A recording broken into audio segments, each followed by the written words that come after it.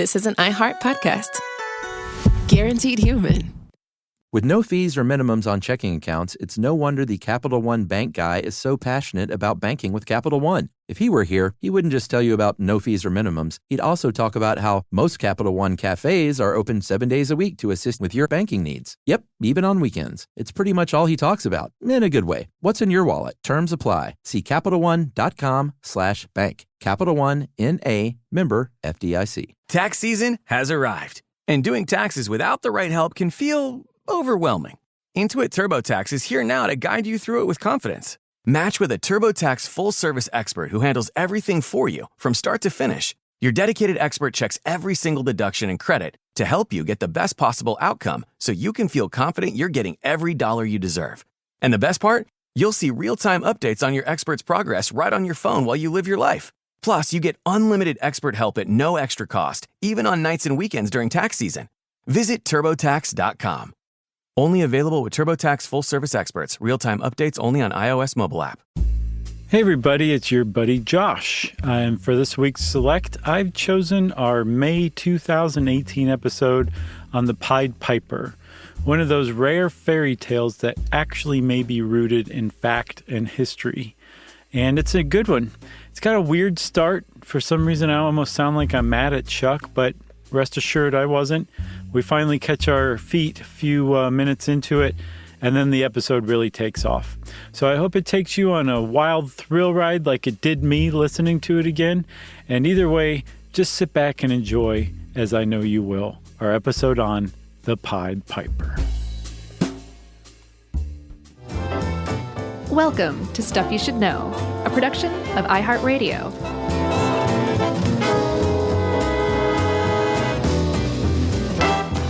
Hey, and welcome to the podcast. I'm Josh Clark, and there's Charles W. Chuck Bryant, and there's Jerry over there. And this is Stuff You Should Know, Fairy Tale Edition.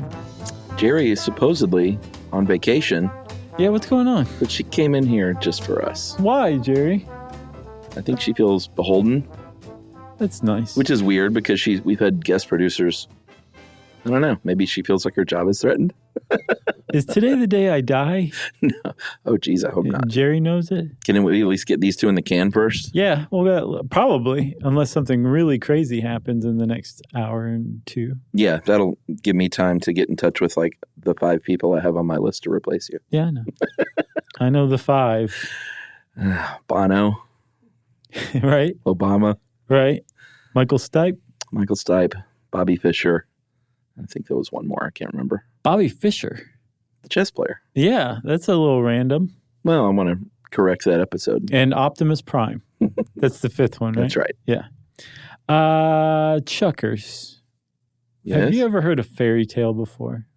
Well, yeah, we did 2 very good episodes. Oh, if you say so yourself, huh? No, these were good. I don't often say that, but in November of 2015, we did a back-to-backer with the dark origins of fairy tales and how the Grimm's fairy tales work, or the Grimm brothers. We had fairy tale fever.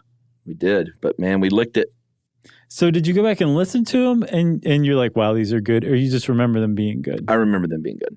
Okay. And being especially like kind of proud of those 2. Really? Mm-hmm. That's fantastic, man. That's how I feel about your limb is torn off. Now what? That was a good one. It's a good title. About reattachment surgery. Remember that? Yeah, I think that title's all you. That's a Josh Clark title. You got some good titles out there, too. Yeah. Yeah. What's the deal with blank? You know who's really good at coming up with titles? Bono. Yeah. Where the streets have no name. Right. Where the streets have no drums. How's that for a teaser? Damn, dude, you just did it. So we're talking about fairy tales today. Specifically, we're talking about the fairy tale of the Pied Piper of Hameln. Mm-hmm. And as far as fairy tales go, it seems to be a little different than other fairy tales. Okay. And the reason why it's a little different is because, horrifically, it's people think, scholars, not just, average Joes, right? Like real deal scholars think that something actually happened that formed the basis of this fairy tale. Right. Whereas with Hansel and Gretel, it wasn't based on some witchy lady who ate children. No, but that one might have had some basis in fact, too. How about like Rumpelstiltskin? Probably not based in fact. Probably not. Right? You remember the little guy who, like, you trick him into saying his own name backwards? The little guy maybe? with the big heart? I don't think he had a big heart. He had an insatiable sexual appetite is what it was. Oh, the little guy with the big heart was Bono. Right. Man, we're going to get so many emails from people being like, lay off Bono. What's with the Bono references? Who's Bono? Yeah. They must work with that Bono guy. I wish. So, Chuck, the Pied Piper, the reason why we say it might be based in fact is because there's actual, like, historic evidence that kind of supports this thing. And you can find it in this town of Hameln, which is a real place. Mm-hmm. It's not a made-up, like, fairy tale land like, sure. Oz. There's your first clue. Yeah. Most fairy tales are not set in an actual place, right? I don't know. Are they? No. They're just made up. Yeah. Right. Wonderland. Or they're in a very vague place, or they take place in a larger place, like, in Germany one day or in Bavaria one day. Not like in this town. Right. That actually existed at the time we're saying it did, which is another thing, too, because if you look at the actual fairy tale, which we'll get to in a second, there's like a specific date. Yeah. That also is very unusual for a fairy tale. So the more you dig into it, the more you're like, yeah, this might have actually happened. And then once you think, this might have actually happened, then you're struck with some of the greatest dread a human being can experience. Yeah. Because it's something bad happened is what happened. Yeah. Let's talk about it. All right. Well, let's get into the original fairy tale, the Grimm's Brothers' tale of the Pied Piper. It was not even Irish. Not at all German. Jane McGrath, good old Jane from back in the day, wrote this one. Sure. And she points out that it is a cautionary tale about governance as well as taking responsibility for financial agreements. And she's right, but putting it that way seems a little funny. Yeah. But it is 1284 in Hameln in Germany, and there was a rat infestation in the town at the time, and the mayor... And this is the fairy tale you're going over, right? Yeah. And so the mayor of the town didn't know what to do. The Burgermeister. Oh, yeah. Meister Burger. The stranger comes into town and I didn't know what pied even meant. I didn't either. What is it? Multicolored. Yeah. He wore multicolored clothes. Pied multicolored clothes. That's all he was. He was a piper who wore colorful clothing. Had nothing to do with eating pies or I thought walking on his feet, You thought that's what that meant? Yeah. Why? Because I think like pedestrian comes from pied or pied. Well, I think it's like maybe Italian or something. That certainly makes more sense than me having no clue. Yeah, but I was way off, so it doesn't matter. I was wrong. He walked. He did walk. So you're kind of right. That was the other reason I thought that too. So his outfit looked a little weird, apparently. Multicolored. People didn't dress like that, I reckon. I saw, though, that it was also like a splendid outfit, that he attracted a lot of attention, and people were like, I wish I had the cojones to dress like you, Pied Piper. And dance around with a pan flute. Right. And he had they call it a musical pipe or some kind of flute. Not a smoking pipe, no. Potheads. No. And he hears about this rat problem. He comes into town. He drags his fingernails along the chalkboard and gets everyone's attention in the town meeting. Yeah. Says, I'll kill that shark. Oh, you got to do it better than that. No. I'll kill the rats. Yeah, but in the voice. I can't do Quint. Whatever. You can do anything. You're like the Rich Little of this company. Jerry's laughing at us for no reason. She's so sick of this. Man, she's really tickled today. Jerry, are you stoned? No? She's been smoking her own magical pipe. So they agree on a price to get rid of the rats. Piper takes out his little hand flute. Yeah. I don't know if that's what it's called, but the price is important. Can I go into the price for a second? Sure. So he initially said that he would get rid of the rats for 1,000 florins, which is either coins or money from Italy or France or the Netherlands. But money. Yeah. 1,000. A lot at the time. 1,000 pieces of money. And this town of Hameln was so overrun by rats. Apparently all their cats had died. Whoa. Yes. They beat the cats?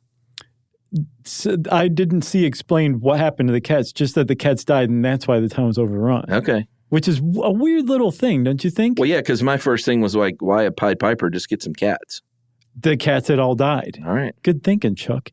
But they say 1,000 florins, we'll give you 50,000 florins if you get rid of these rats. Our problem is so bad. Mm-hmm. And he says, done.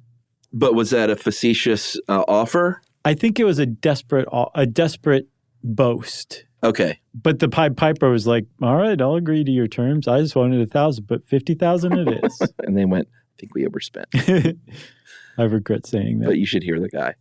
So he pulls out the instrument. He starts playing. As the story goes, all the rats congregate around him. Mm-hmm. And he leaps about and dances through town into the Weser River, which the rats drowned, which is complete fabrication because rats are very good swimmers. They really are. I thought about that too. I even looked it up. Yeah. They're good swimmers. Not just rats you've seen. It's rats in general. Yeah. I mean, the first thing, honestly, when I heard that, the first thing that made me think that was like, wait a minute, in First Blood, when he's in that abandoned mine shaft, those rats are swimming all over the place. Yeah. So I looked it up. I was like, is that true? And apparently rats are really good swimmers. Yeah. Some better than others. I've seen that too. So this fairy tale stinks of BS already. Okay. But the story goes that the rats followed this guy in a trance to the river whereupon they drowned. Maybe they were in the trance. And that was why they couldn't swim because they were just so lulled by his hand flute. Yeah. His smooth jazz. Should we take a break there and finish the story after? Oh, that's quite a cliffhanger. All right, let's do that.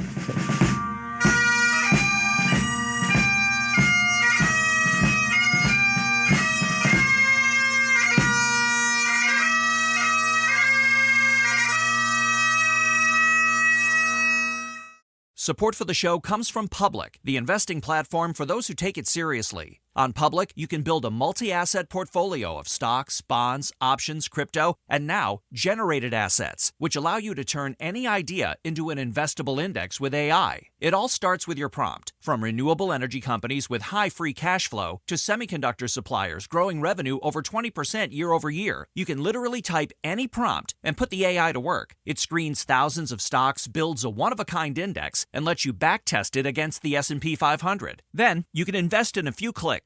Generated assets are like EFTs with infinite possibilities, completely customizable and based on your thesis, not someone else's. Go to public.com/podcast and earn an uncapped 1% bonus when you transfer your portfolio. That's public.com/podcast. Paid for by Public Investing. Brokerage services by Open to the Public Investing, Inc. Member FINRA SIPC. Advisory services by Public Advisors LLC. SEC registered advisor. Generated assets is an interactive analysis tool. Output is for informational purposes only and is not investment recommendation or advice. Complete disclosures available at public.com/disclosures. The NFL playoffs are here, and Wild Card Weekend powered by Verizon is almost through. Man, it all comes down to this. The stakes are high, hopes are higher, and everything is on the line. My goodness! It's win or go home, and every moment counts on the road to Super Bowl 60. It's a touchdown! Wild Card Weekend powered by Verizon. Tomorrow at 8 p.m. Eastern. Visit watch.nfl.com for the full schedule. Ready to change your life for just $2 a day? Orange Theory Fitness delivers 1-hour workouts that combine strength and cardio to help you burn fat, build muscle, and feel unstoppable. Right now, get a full month of unlimited classes for just $62. Don't wait. This offer ends soon. Visit orangetheory.com or your local studio and start your transformation today. Offer ends January 31st, 2026. New members only. Premier membership, performance monitor, and monthly billing required. Discount applies to first month only. Other terms apply. See studio for details. These days, it seems like AI agents are just about everywhere you turn, every field and every function. But without identity, you can't trust they'll serve your business instead of jeopardizing it. Fortunately, Okta helps you get identity right by securing your AI agents' identities, giving you a single layer of control, a single standard of trust. So whether an AI agent supports a single user or your entire enterprise, with Okta, you'll turn risk into opportunity. Secure every agent. Secure any agent. Okta secures AI.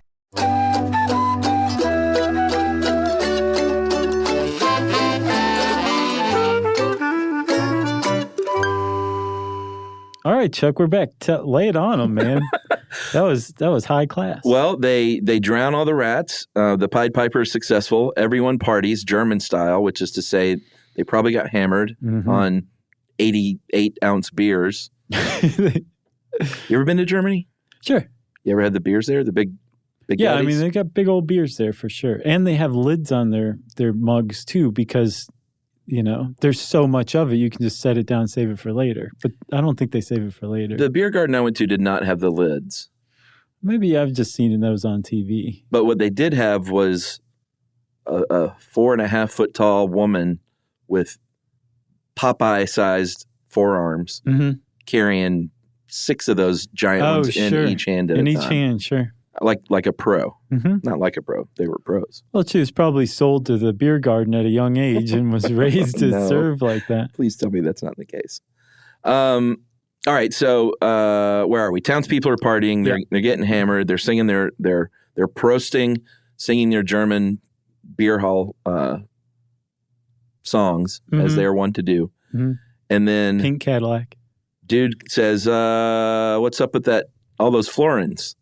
Yeah, he's like, everybody, I'm really glad you enjoyed my work, but now it's time for me to go. Pay me. And did they just stiff him, or did they say, "Well, let's go back to the 1,000"?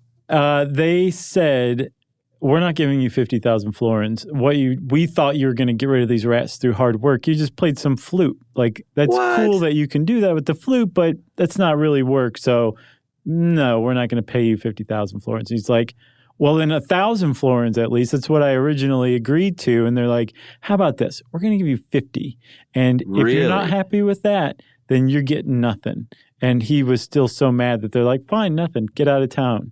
And he says, "You will regret this." You know what that's like? That's like hiring the critter remover because you have a raccoon in your attic. You agree to a price. He comes over and shoots the raccoon and says, "Game over." And you're like, "Wait a minute. I expected a little more, like you were going to hypnotize him or coax him down from the roof with your smooth jazz." Right. Not just shoot it. Anybody could shoot it. I thought you were going to like step on it or something. Yeah, like I would have shot it. Right. I was looking for a peaceful solution. Right. And plus, I have a bullet hole in my house now. Have you ever had to call one of those people? A raccoon remover? Well, just, those dudes. That it's like, do snakes and raccoons and possums or whatever. No. I haven't either. But a lot of my friends do that.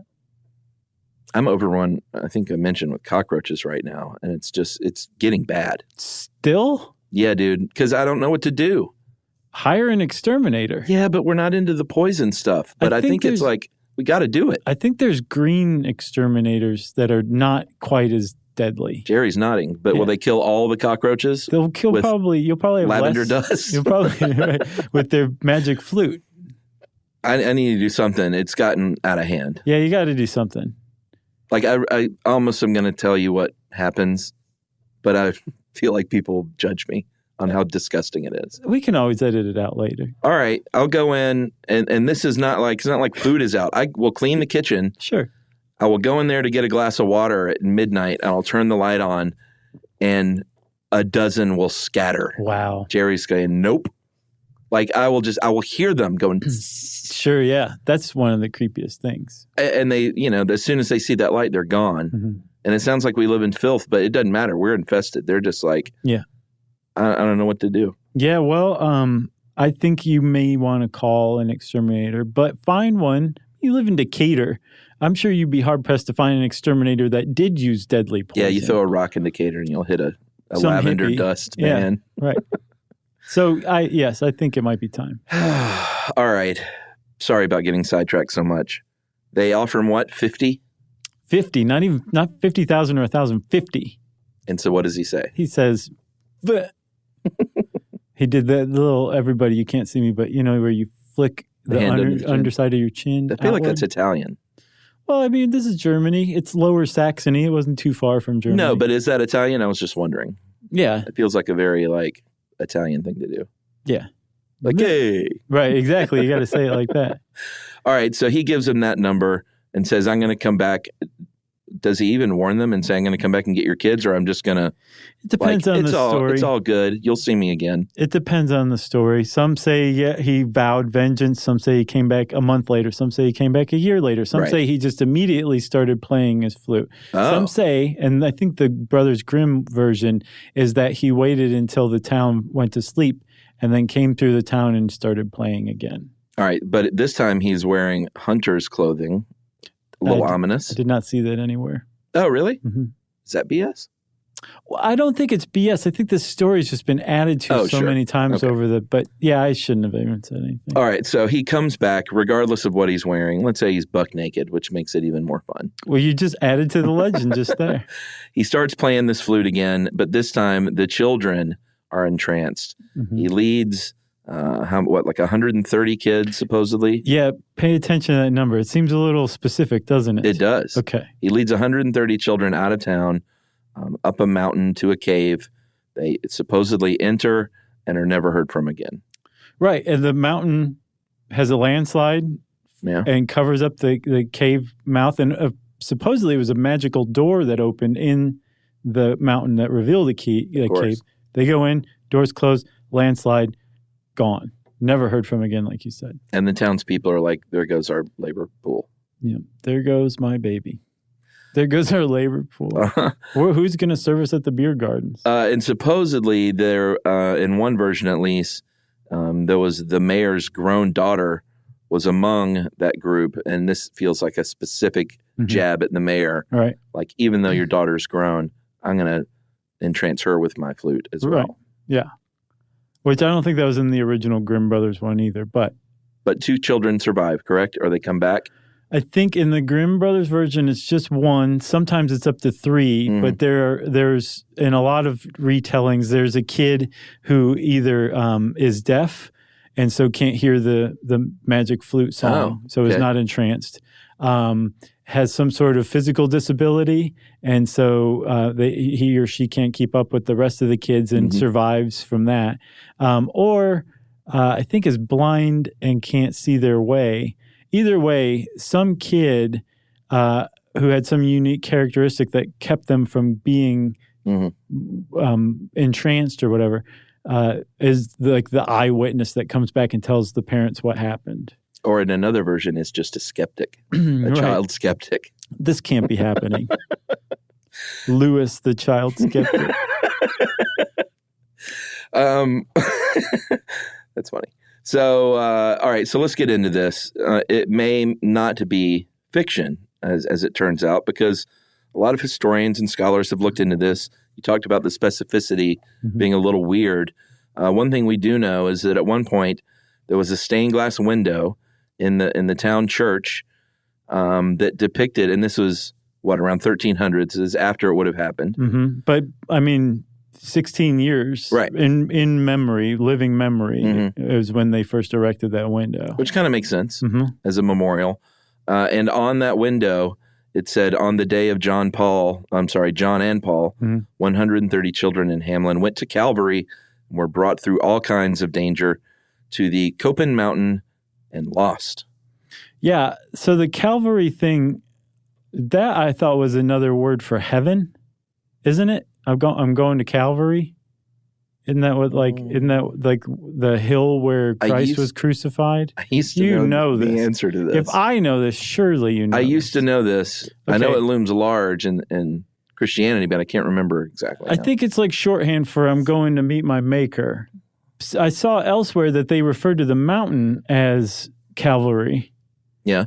They also referred to the area that the children went to, Calvary, as the execution place. I never saw any explanation of that. And then the Koppen Mountain, I don't understand why that would be also named Calvary, and they would mention it, the same place twice with 2 different names. So it's a bit of a mystery, but the point is, about 15, 16 years after this event supposedly happened, or the fairy tale takes place, the town of Hameln, Germany, in Lower Saxony, or Westphalia, I think is what it's called now, put up a stained glass window commemorating this. And the window did not survive, but apparently there are accounts of that window very, like in more than one place. Yeah, and it was in, I mean, you can understand that it would be because it was in the town church for hundreds of years before it was destroyed. No one knows how it was destroyed, but there is documentation that this window existed. Mm-hmm. Obviously, no living historian saw it with their own eyes, sure, but there's enough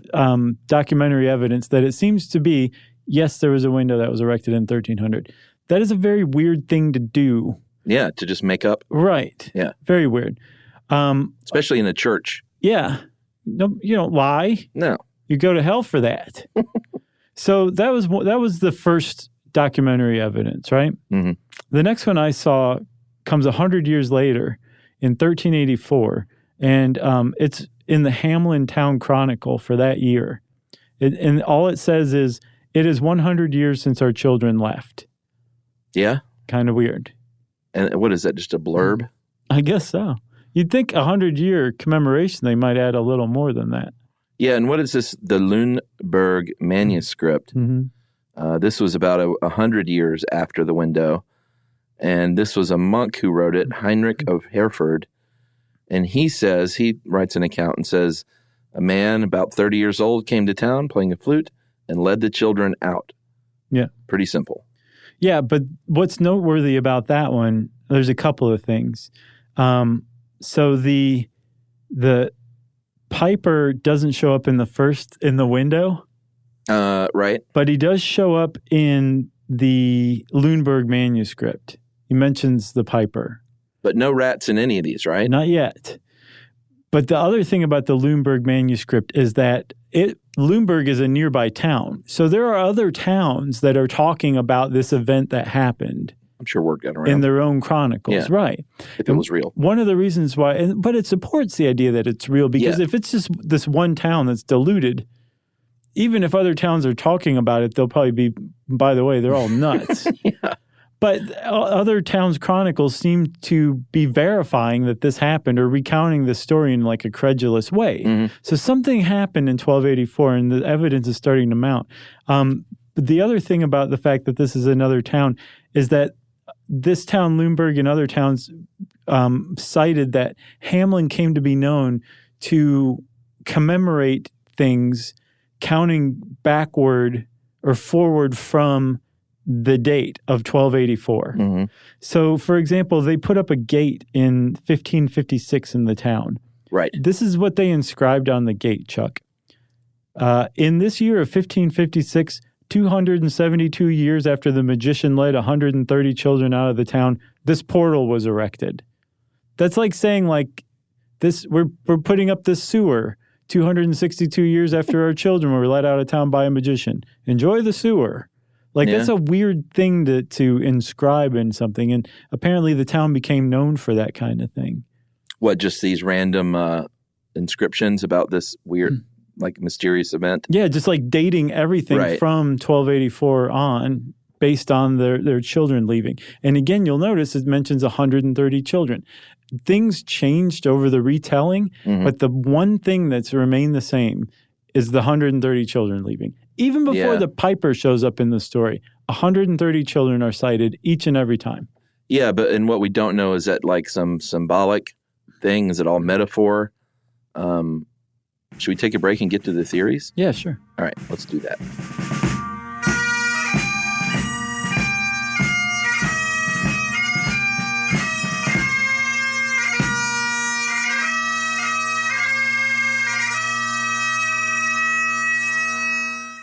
Support for the show comes from Public, the investing platform for those who take it seriously. On Public, you can build a multi-asset portfolio of stocks, bonds, options, crypto, and now generated assets, which allow you to turn any idea into an investable index with AI. It all starts with your prompt. From renewable energy companies with high free cash flow to semiconductor suppliers growing revenue over 20% year over year, you can literally type any prompt and put the AI to work. It screens thousands of stocks, builds a one-of-a-kind index, and lets you backtest it against the S&P 500. Then, you can invest in a few clicks. Generated assets are like EFTs with infinite possibilities, completely customizable and based on your thesis, not someone else's. Go to public.com/podcast and earn an uncapped 1% bonus when you transfer your portfolio. That's public.com/podcast. Paid for by Public Investing. Brokerage services by Open to the Public Investing, Inc. Member FINRA SIPC. Advisory services by Public Advisors LLC. SEC registered advisor. Generated assets is an interactive analysis tool. Output is for informational purposes only and is not investment recommendation or advice. Complete disclosures available at public.com/disclosures. The NFL playoffs are here, and Wild Card Weekend powered by Verizon is almost through. Man, it all comes down to this. The stakes are high, hopes are higher, and everything is on the line. My goodness! It's win or go home, and every moment counts on the road to Super Bowl 60. It's a touchdown! Wild Card Weekend powered by Verizon. Tomorrow at 8 p.m. Eastern. Visit watch.nfl.com for the full schedule. Ready to change your life for just $2 a day? Orange Theory Fitness delivers 1-hour workouts that combine strength and cardio to help you burn fat, build muscle, and feel unstoppable. Right now, get a full month of unlimited classes for just $62. Don't wait. This offer ends soon. Visit orangetheory.com or your local studio and start your transformation today. Offer ends January 31st, 2026. New members only. Premier membership, performance monitor, and monthly billing required. Discount applies to first month only. Other terms apply. See studio for details. These days, it seems like AI agents are just about everywhere you turn, every field and every function. But without identity, you can't trust they'll serve your business instead of jeopardizing it. Fortunately, Okta helps you get identity right by securing your AI agents' identities, giving you a single layer of control, a single standard of trust. So whether an AI agent supports a single user or your entire enterprise, with Okta, you'll turn risk into opportunity. Secure every agent. Secure any agent. Okta secures AI.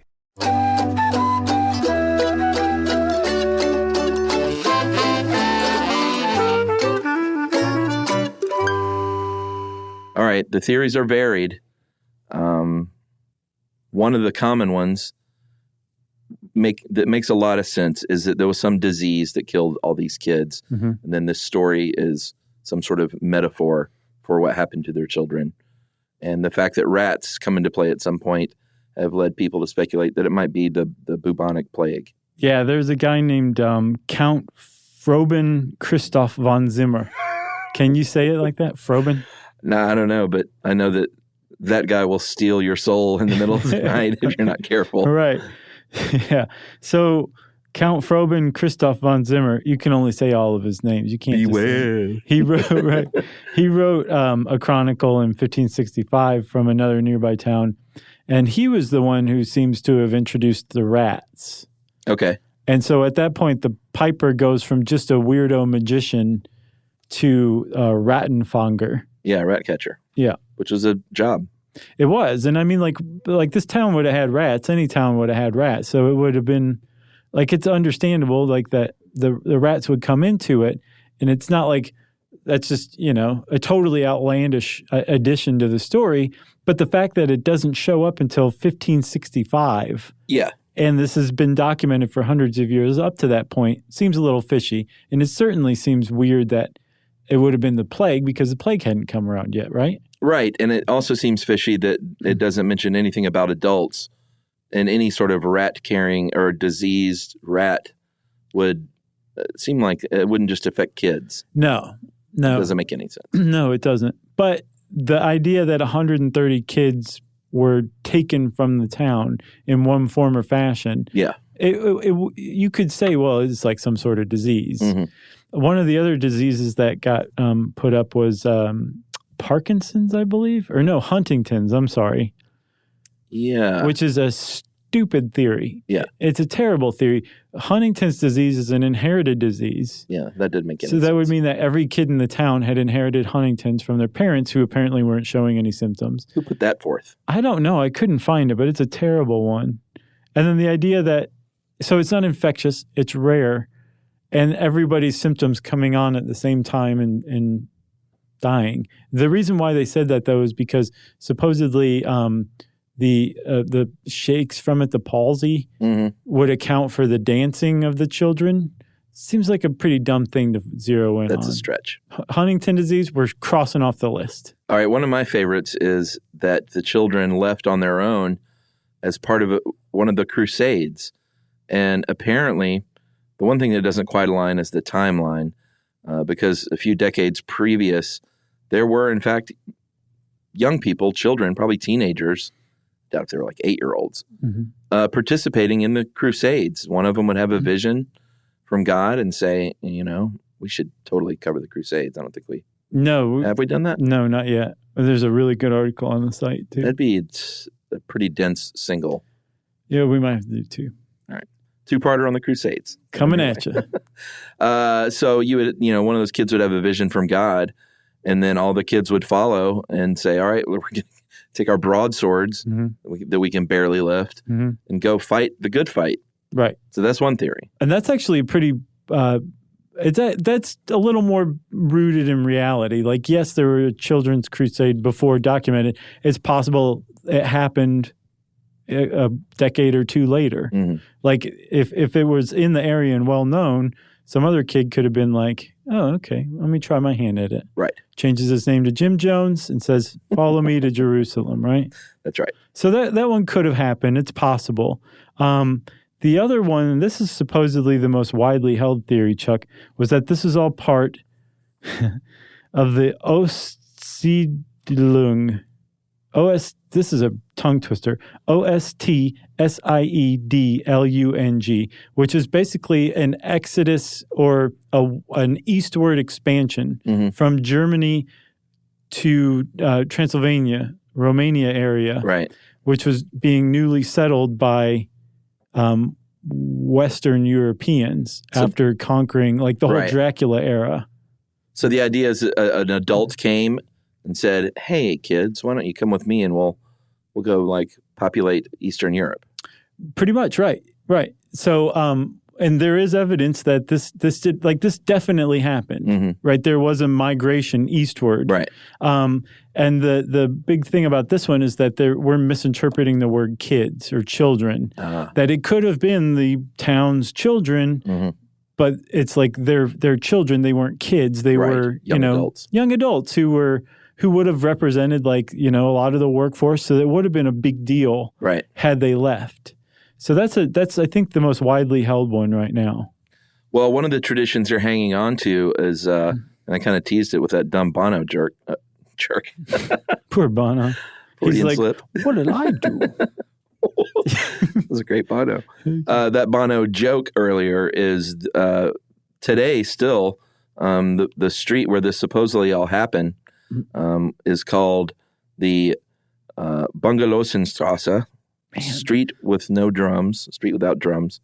And to this day, they won't allow people to play music or dance on that street. Right. The rest of the town, and including that street, but really the rest of the town the whole town is dedicated to this legend. Yeah.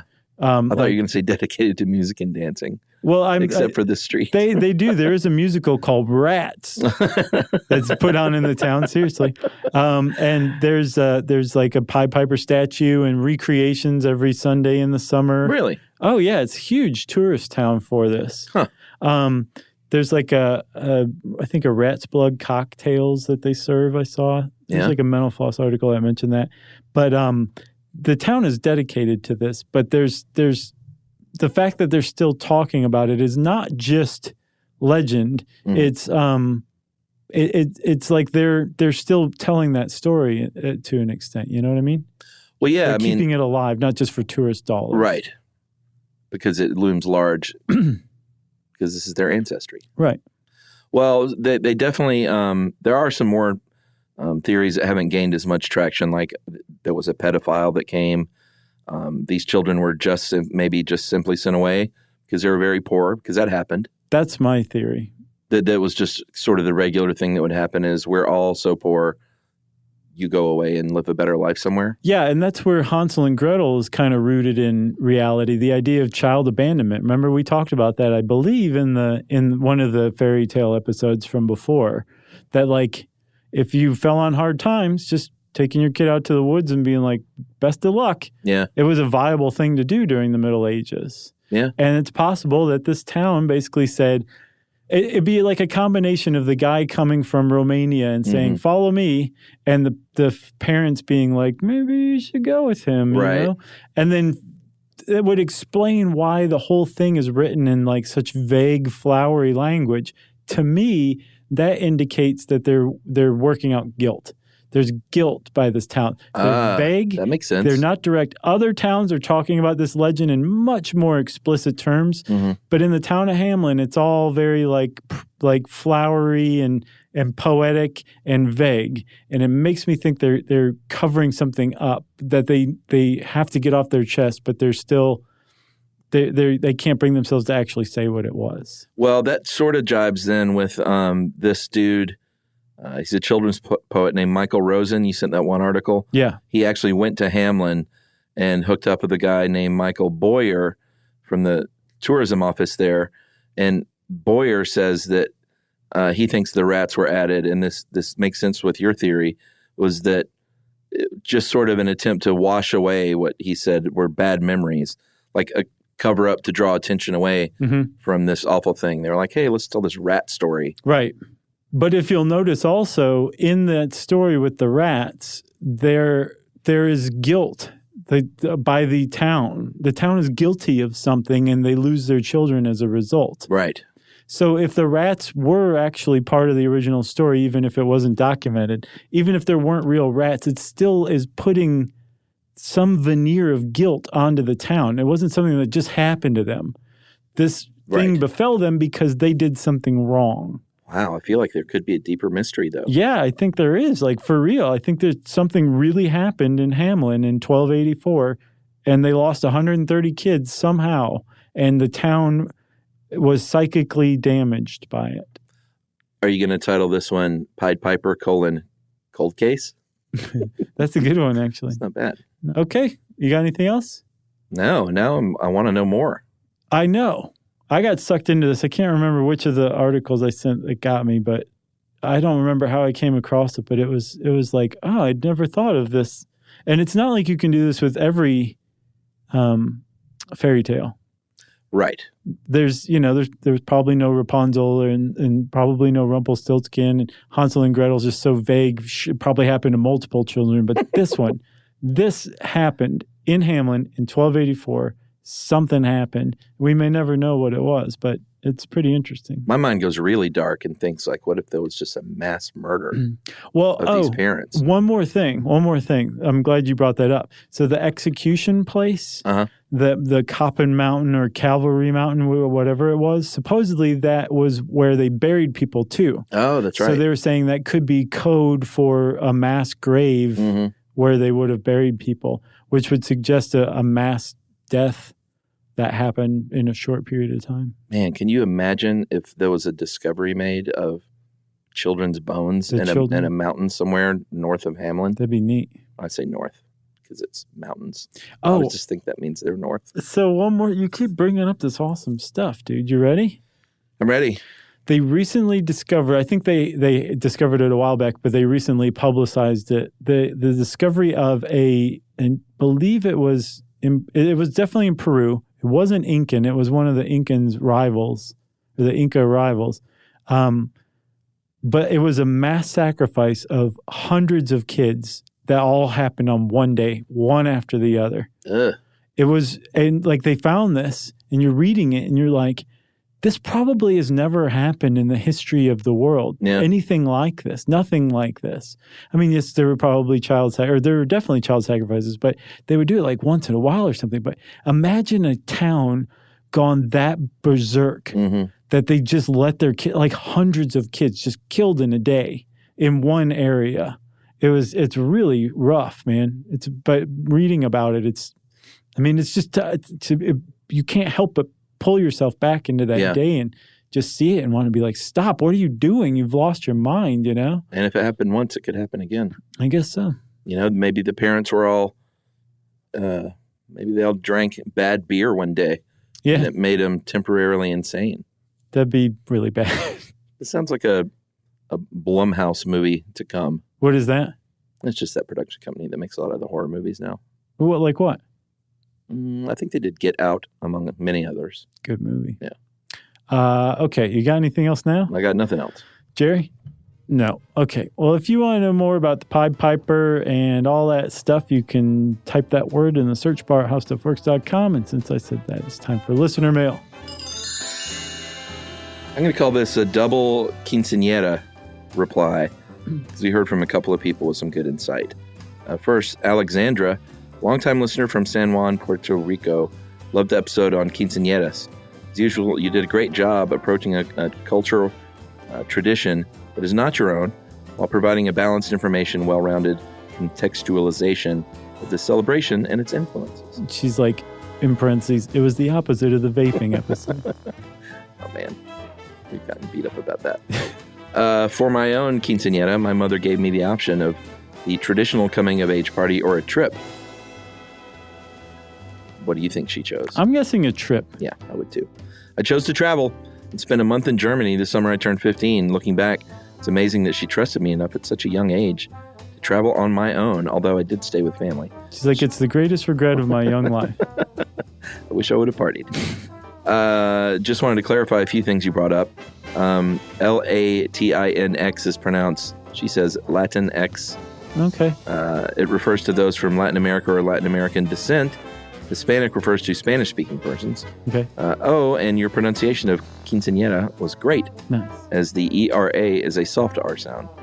No need to read this on the podcast. Yes. Sorry, Alexandra.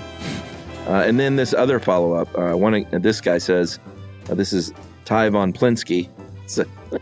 I recognize that name. I think he's on Twitter or something. Oh, really? Yeah, great name. He's localish. He said, disclaimer, I'm a white person from Georgia, so I have no authority here at all, but we'll be referring to the opinions of actual Latino, Latina, Latinx people I know or have read the writings of. I personally only heard that word pronounced with confidence in the following two ways, Latinx and Latinx. Okay. However, some people say Latinx or Latinx.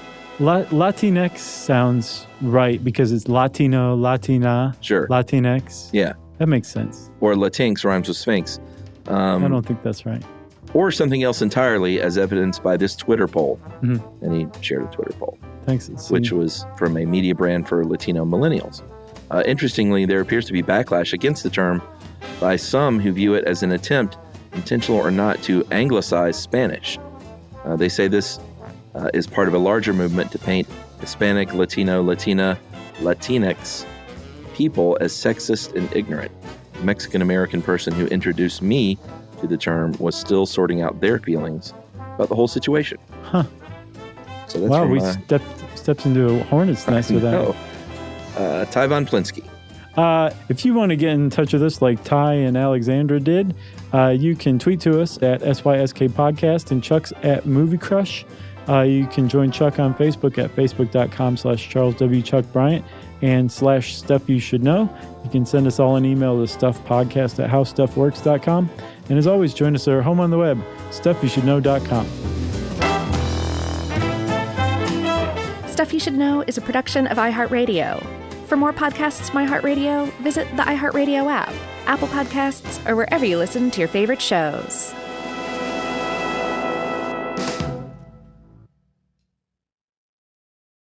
The NFL playoffs are here, and Wild Card Weekend powered by Verizon is almost through. Man, it all comes down to this. The stakes are high, hopes are higher, and everything is on the line. My goodness! It's win or go home, and every moment counts on the road to Super Bowl 60. It's a touchdown! Wild Card Weekend powered by Verizon. Tomorrow at 8 p.m. Eastern.